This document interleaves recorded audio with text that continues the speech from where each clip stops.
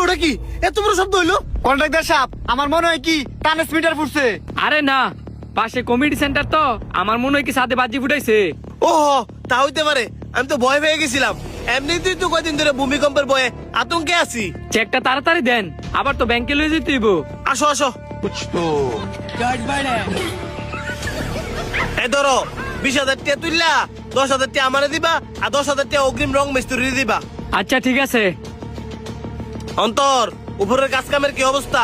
আপনি তো 2 দিন অসুস্থ আছিলেন, এ কারণে আইতে পারেন নাই। উপরে আয়া নিজে চোখে দেখতে পারবেন। আয়ো দেই কদ্দুর কাম আগাইছো তোমরা যে ফাঁকিবাজ। উজ্জ্বল, তুই তো ব্যাংকের বিষয় বেশি বুঝস। টেয়াটা তুললা লগে লগে আমার ফোন দিবি, ধর। 20 লাখ টিয়া আস্তে কথা ক। হ, 20 লাখ টিয়া। ভাই